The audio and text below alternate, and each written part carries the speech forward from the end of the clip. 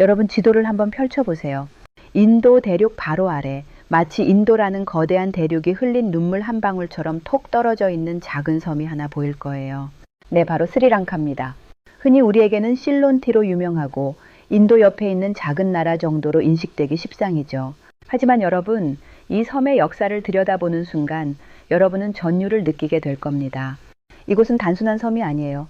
지난 2500년 동안 인류가 겪을 수 있는 가장 찬란한 영광과 차마 입에 담기 힘든 잔혹한 비극이 교차했던 역사의 용광로거든요. 누군가는 이곳을 지상 낙원이라 불렀고 누군가는 피로 물든 저주의 땅이라 불렀습니다. 대체 이 작은 섬에서 무슨 일이 있었길래 현대에 이르러 국가 부도라는 최악의 상황까지 맞이하게 된 걸까요? 오늘 이 영상 하나로 여러분은 스리랑카라는 나라의 유전자를 완벽하게 이해하게 되실 겁니다. 자, 2500년 전의 전설 속으로 지금 바로 들어갑니다. 스리랑카 역사의 첫 페이지를 넘기면 가장 먼저 등장하는 단어가 있습니다. 바로 싱할라입니다. 스리랑카 인구의 70% 이상을 차지하는 주류 민족이죠. 그런데 이 싱할라라는 단어의 뜻이 뭔지 아세요? 바로 사자의 혈통이라는 뜻이에요. 전설에 따르면 북인도의 한 왕국에 시나바후라는 왕이 있었는데 그의 아버지가 바로 사자였다고 해요. 좀 황당하게 들리시죠? 하지만 이 건국 신화는 싱할라족의 자부심을 상징하는 핵심입니다. 이 시나바후 왕의 아들인 비자야 왕자가 700명의 추종자를 이끌고 배를 타고 떠내려오다 도착한 곳이 바로 이 섬 스리랑카였습니다. 왕자님, 저기 땅이 보입니다. 모래가 마치 구리처럼 붉게 빛나고 있어요. 비자야 왕자가 처음 발을 디딘 곳의 흙이 붉은색이라서 이곳을 탐바판리, 즉 구리색 손바닥이라고 불렀다고 해요. 그런데 여기서 재밌는 포인트가 있습니다. 비자야 왕자가 도착했을 때 이 섬은 텅 비어 있었을까요? 아니요, 이미 원주민인 야카족이 살고 있었죠. 비자야는 원주민 공주인 쿠베니를 유혹해 힘을 합쳐 원주민들을 정복합니다. 하지만 권력을 잡은 뒤엔 어떻게 했을까요? 쿠베니를 배신하고 인도의 정통 왕녀를 왕비로 맞이합니다. 이 이야기는 단순한 옛날 이야기가 아닙니다. 우리는 인도의 고귀한 혈통이며 사자의 용맹함을 이어받았다는 싱할라족의 강력한 선민의식을 만들어낸 뿌리예요. 이 의식이 훗날 타밀족과의 수천 년 갈등에서 어떤 역할을 하게 될지 끝까지 보시면 소름 돋으실 겁니다. 비자야 왕자 이후 스리랑카는 아누라다푸라라는 전설적인 수도를 중심으로 찬란한 문명을 꽃피웁니다. 여러분, 기원전에 이미 계획된 대도시가 있었다면 믿어지시나요? 아누라다푸라는 무려 1000년이 넘는 시간 동안 스리랑카의 수도였습니다. 여기서 주목해야 할 인물이 바로 판두카바야 왕이에요. 그는 도시공학의 천재였습니다. 하수도를 정비하고 구역을 나누고 심지어 병원과 공동묘지의 위치까지 치밀하게 계산했죠. 당시 유럽이 원시적인 생활을 하고 있을 때 스리랑카는 이미 고도화된 도시 문명을 구가하고 있었던 거예요. 하지만 스리랑카 역사에서 가장 중요한 터닝포인트는 따로 있습니다. 바로 불교의 전래입니다. 기원전 3세기 인도의 위대한 정복자 아쇼카 왕을 기억하시나요? 그는 불교를 전파하기 위해 자신의 아들 마힌다와 딸 상가미타를 세우리랑카로 보냅니다. 당시 스리랑카의 왕이었던 데바남피아티사는 사냥을 하다가 마힌다를 만나 불교에 귀의하게 되죠. 이때 상가미타 공주가 가져온 선물이 기가 막힙니다. 바로 부처님이 깨달음을 얻었을 때 그 아래 있었다는 보리수의 가지였어요. 이 나무는 지금도 아누라다푸라에 살아 있습니다. 자야스리 마하보디라고 불리는데 인간이 심은 나무 중 세계에서 가장 오래된 기록을 가진 나무로 통하죠. 불교가 곧 국가이고 국가는 곧 불교를 수호하는 자다. 이 공식이 이때 세워집니다. 스리랑카 사람들에게 불교는 단순한 종교가 아니라 생존 그 자체였어요. 그들은 거대한 스투파 불탑을 짓기 시작합니다. 루안웰리사야 같은 불탑은 높이가 100m가 넘어요. 당시 이집트의 피라미드를 제외하면 세계에서 가장 높은 건축물들이었습니다. 여러분 상상해 보세요. 2000년 전의 정글 한가운데 피라미드급 건축물이 우뚝 솟아 있고 그 주변으로 정교한 수로 시스템이 돌아가는 광경을요. 여기서 잠깐 스리랑카 역사를 이해할 때 절대 놓치면 안 되는 게 있습니다. 바로 물입니다. 스리랑카 북부는 건조한 지역이에요. 비가 올 때 물을 가두지 않으면 농사를 지을 수 없죠. 그래서 스리랑카 왕들은 집착에 가까울 정도로 거대 저수지 건설에 매달립니다. 하늘에서 내리는 빗물 한 방울도 인간의 이로움 없이 바다로 흘러가게 하지 마라. 이것이 스리랑카 역사상 가장 위대한 왕 중 하나인 파라크라마바후 1세의 선언이었습니다. 그들이 만든 수로 시스템은 지금의 기술로 봐도 경이롭습니다. 수킬로미터에 걸쳐 경사도가 겨우 몇 센티미터 차이가 날 정도로 정교했거든요. 이 풍요로운 농업 생산력이 바탕이 되었기에 스리랑카는 인도양의 무역 허브로서 막강한 부를 축적할 수 있었습니다. 하지만 여러분, 풍요는 항상 질투를 부르는 법이죠. 북쪽의 거대 대륙 인도에서 이 풍요로운 섬을 가만히 두었을까요? 찬란했던 아누라다프라 왕국은 서서히 피비린내 나는 전쟁의 소용돌이로 빠져들기 시작합니다. 특히 사자 혈통의 싱할라족 앞에 전쟁의 귀신이라 불리는 새로운 민족이 칼을 들고 나타납니다. 여러분, 스리랑카는 정말 지상 낙원 같았죠? 거대한 저수지에서 물이 넘쳐나고 황금빛 불탑이 하늘을 찌르는 풍요의 땅이었습니다. 하지만 역사는 우리에게 가르쳐 줍니다. 지키지 못하는 풍요는 재앙이 된다는 것을요. 인도 대륙을 보세요. 스리랑카 바로 위에는 거대한 인도 남부가 있습니다. 그곳에는 전쟁을 업으로 삼는 강력한 민족들이 살고 있었죠. 바로 타밀족입니다. 그들은 바다 건너 들려오는 스리랑카의 풍요로운 소문을 듣고 칼을 갈기 시작합니다. 기원전부터 스리랑카는 남인도의 침략에 시달렸지만 10세기경 등장한 촐라 왕조는 차원이 달랐습니다. 그들은 당시 인도양의 해상권까지 장악했던 해양 제국이었거든요. 저 섬의 모든 금과 보석을 가져와라. 그리고 불교의 성지들을 무너뜨려라. 촐라 왕조의 군대는 아누라다프라를 무자비하게 짓밟았습니다. 1000년 동안 스리랑카의 심장이었던 도시는 불타고 약탈당했죠. 싱할라 왕족들은 정글 깊숙한 곳으로 도망쳐야 했습니다. 이때부터 스리랑카 역사는 남진의 역사가 됩니다.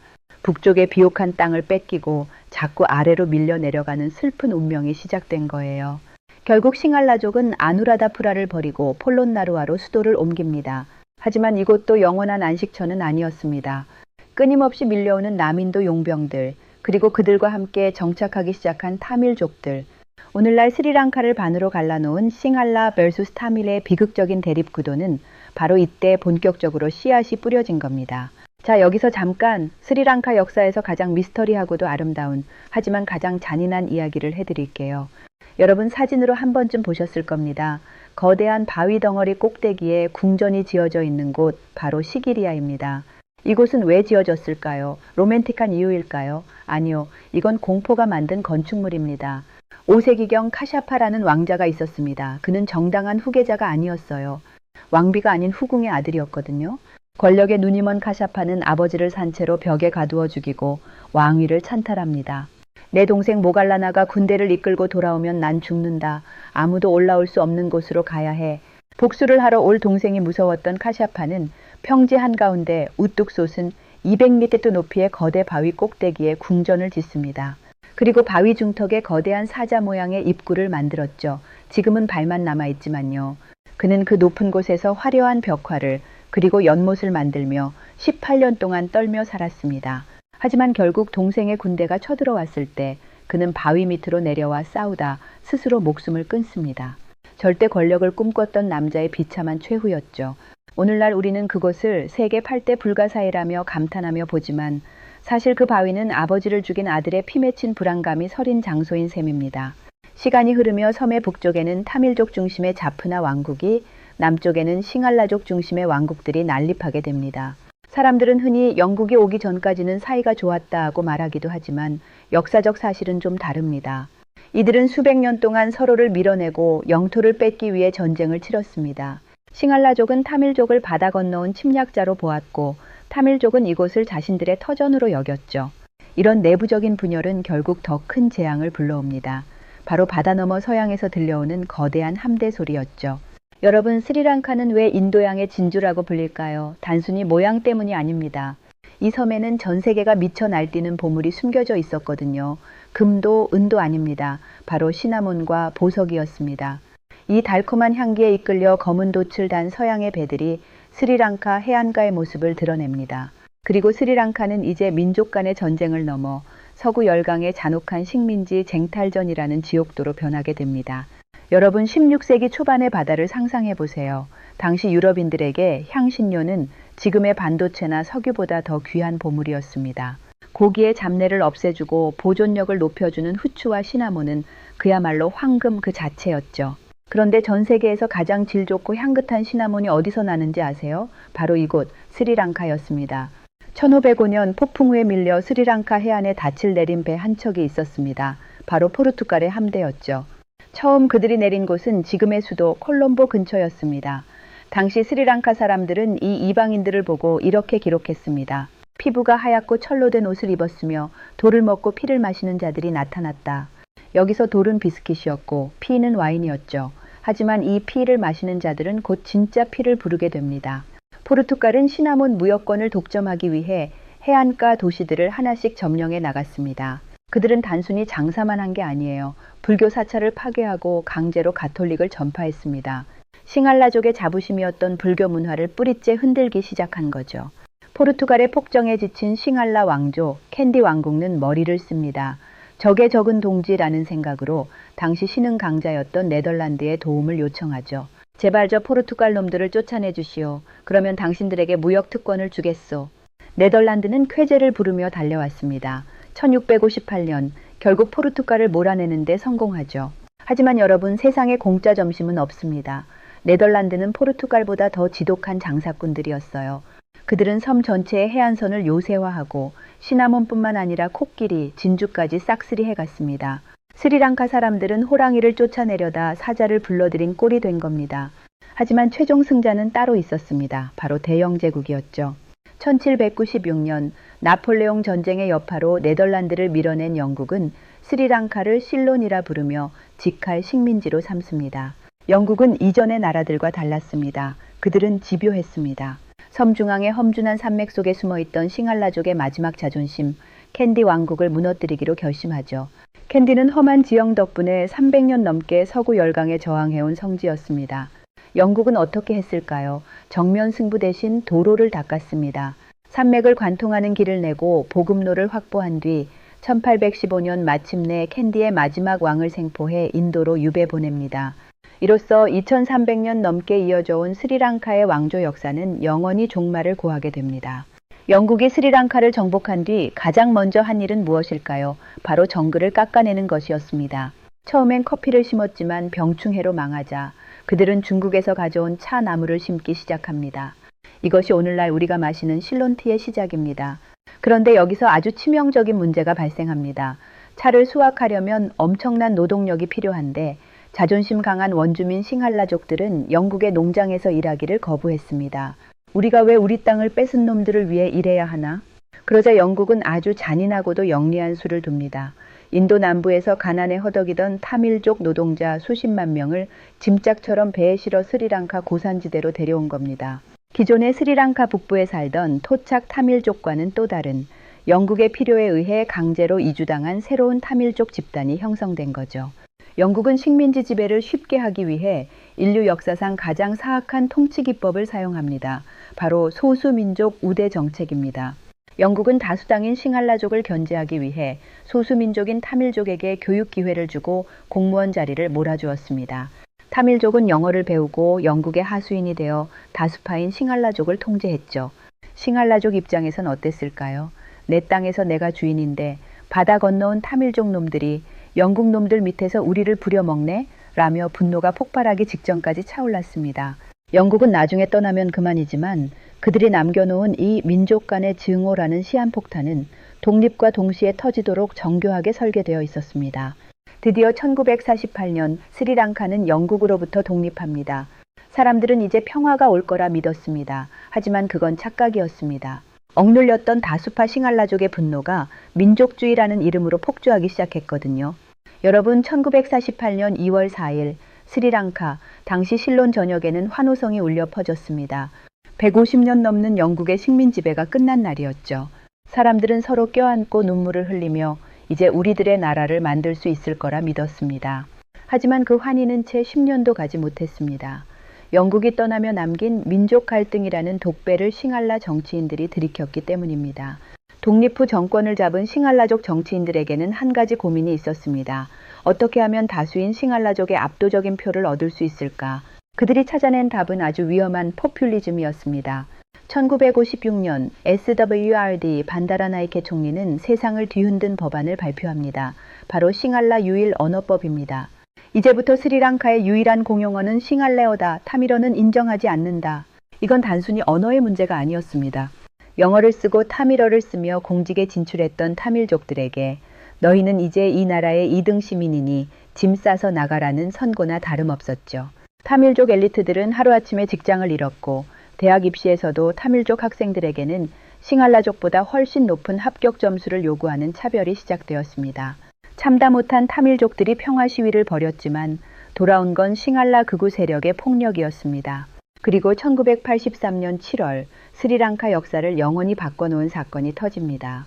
타밀 방운이 싱할라군 13명을 살해하자 이에 격분한 싱할라 폭도들이 전국에서 타밀족을 대상으로 집단 학살을 자행한 겁니다. 길거리에서 타밀족이라는 이유만으로 몸에 기름을 붓고 불을 붙였고 그들의 상점과 집을 불태웠습니다. 경찰과 군대는 이를 방관하거나 오히려 도왔죠.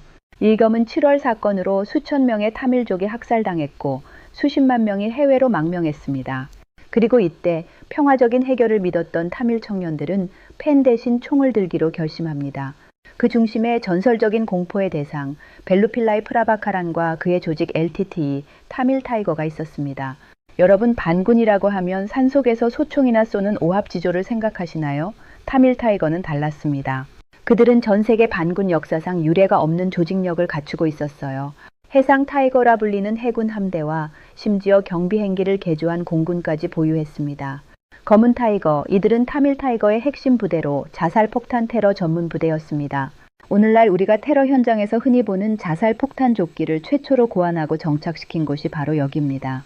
모든 대원은 목에 청상아리 캡슐을 걸고 다녔습니다. 생포될 위기에 처하면 주저없이 깨물어 자결하기 위해서였죠. 이들은 타밀족의 독립국가 타밀엘람을 세우겠다는 목표 아래 스리랑카 대통령을 암살하고 인도의 라지브 간디 전 총리까지 암살하는 대담함을 보였습니다. 스리랑카는 이제 인도양의 진주가 아니라 인도양의 화약고가 되어버렸습니다. 전쟁은 1983년부터 2009년까지 무려 26년 동안 이어졌습니다. 경제는 파탄났고 아이들은 연필 대신 총을 든 소년병이 되어 전장으로 끌려갔습니다. 싱할라 정부군과 타밀 반군 모두 민간인을 방패로 삼거나 학살하는 등 잔인함의 끝을 보여주었죠. 결국 2009년 마힌다 라자팍사 대통령 체제의 스리랑카 정부군은 국제사회의 비난을 무릅쓰고 대대적인 섬멸 작전을 펼칩니다. 민간인이 있든 없든 반군 점령지를 포위하고 초토화해버린 거죠. 결국 타밀 타이거의 수장 프라바카란이 사살되면서 내전은 종식되었습니다. 하지만 여러분, 전쟁이 끝났다고 상처가 아물었을까요? 공식 집계로만 10만 명, 실제로는 그보다 훨씬 많은 사람이 죽거나 실종되었습니다. 승리한 싱할라 정부는 축제를 벌였지만 가족을 잃은 타밀족들의 가슴속에는 여전히 지워지지 않는 증오가 남았습니다. 그리고 이 내전의 승리를 이끈 라자팍사 가문은 영웅 대접을 받으며 장기 집권의 길로 들어서는데 이것이 훗날 스리랑카가 겪게 될 또 다른 비극, 국가 부도의 서막이 될 줄은 아무도 몰랐습니다. 전쟁이 끝나면 행복한 미래만 남을 줄 알았습니다. 하지만 내전 승리의 주역이었던 라자팍사 가문은 권력의 취기에 빠져 나라의 곳간을 텅텅 비우기 시작합니다. 거대한 인프라 사업을 벌인다며 중국에서 천문학적인 돈을 빌렸고 그 결과 스리랑카는 국가 전체가 빚쟁이가 되는 초유의 사태를 맞이하게 되죠. 기름 한 방울 사지 못해 온 나라의 불이 꺼지고 분노한 시민들이 대통령 궁의 수영장에 뛰어드는 모습 뉴스에서 보셨죠? 여러분, 2009년 내전이 끝났을 때 스리랑카의 분위기는 그야말로 축제 그 자체였습니다. 사람들은 이제 공포 없이 밤거리를 걸을 수 있다는 사실에 감격했죠. 하지만 승리의 영웅으로 추앙받던 라자팍사 가문은 그 국민의 신뢰를 아주 엉뚱한 곳에 쓰기 시작합니다. 바로 가족 경영과 무리한 빚잔치였습니다. 내전 승리 후 마힌다 라자팍사는 대통령이 되었고 그의 형제들은 국방부 장관, 경제개발부 장관, 국회의장 등 요직을 싹쓸이했습니다. 국가 예산의 70% 이상을 이 가문이 주물렀다는 말까지 돌 정도였죠. 그들은 내전 승리의 후광을 유지하기 위해 눈에 보이는 화려한 성과에 집착했습니다. 우리나라도 이제 싱가포르처럼 될 수 있다며 전국에 고속도로를 깔고 거대한 경기장과 컨벤션 센터를 짓기 시작했습니다. 문제는 이 돈이 다 어디서 났느냐는 겁니다. 이때 구원투수처럼 등장한 나라가 바로 중국이었습니다. 중국은 1대1로 One Belt, One Road 전략의 일환으로 스리랑카의 거액을 빌려주겠다고 제안합니다. 서구 금융기관들이 사업성이 없다며 거절한 프로젝트들에 중국 자본이 쏟아져 들어왔죠. 대표적인 것이 바로 라자팍사 가문의 고향에 지어진 한반토타 항구입니다. 여기에 거대 항구를 지으면 인도양의 물류 허브가 될 겁니다. 하지만 현실은 냉혹했습니다. 지나가는 배가 거의 없었거든요. 텅 빈 항구만 남은 상황에서 빚은 눈덩이처럼 불어났습니다. 결국 2017년 스리랑카는 빚을 갚지 못해 이 전략적 요충지인 항구의 운영권을 중국에 99년 동안 넘겨주게 됩니다. 자국의 영토를 사실상 다른 나라에 빌려주는 현대판 식민지 같은 상황이 벌어진 거예요. 결정타는 예상치 못한 곳에서 왔습니다. 바로 코로나19와 러시아 우크라이나 전쟁이었죠. 스리랑카 경제의 생명줄인 관광업이 멈춰섰고 수입 물가는 폭등했습니다. 설상가상으로 정부가 표를 얻기 위해 감행한 무리한 감세 정책과 유기농 농업 전면 전환이라는 무모한 실험은 식량난까지 불러왔습니다. 2022년 결국 스리랑카는 국가 부도를 선언합니다. 기름 한 방울 사지 못해온 국민이 며칠씩 줄을 서야 했습니다. 하루 13시간의 정전으로 전기가 끊겨 공장이 멈추고 병원 수술이 중단되었습니다. 또한 식료품 가격 90% 폭등으로 아이들이 굶주리는 상황이 벌어졌습니다. 참다 못한 시민들은 거리로 쏟아져 나왔습니다. Go home, go home, 라자팍사를 외치며 대통령 궁을 점령했죠.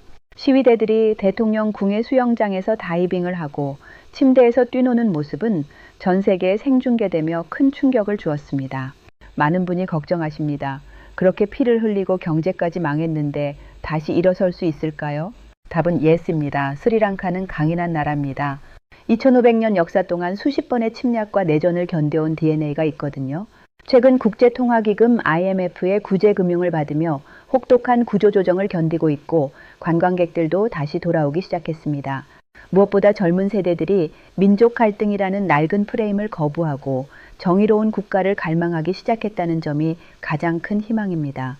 자, 오늘 우리는 인도양의 작은 섬, 스리랑카의 2500년 거대한 역사를 훑어보았습니다. 세 가지로 요약해 볼까요? 사자의 후예라는 자부심과 정교한 수로 시스템을 갖춘 위대한 문명이었습니다. 그리고 영국이 남긴 분할 통치라는 독은 독립 후 26년의 내전이라는 지옥을 만들었습니다. 그리고 부패한 권력과 무분별한 부채가 얼마나 순식간에 국가를 벼랑 끝으로 몰 수 있는지 보여줍니다. 이 영상의 시작에서 저는 질문을 던졌습니다. 이 섬의 눈물에서 우리는 무엇을 배워야 하는가? 그건 바로 공존과 책임입니다. 타인을 밀어내고 얻은 승리는 결국 부메랑이 되어 돌아온다는 것, 그리고 깨어있는 시민의 감시 없는 권력은 반드시 부패한다는 진리 말이죠.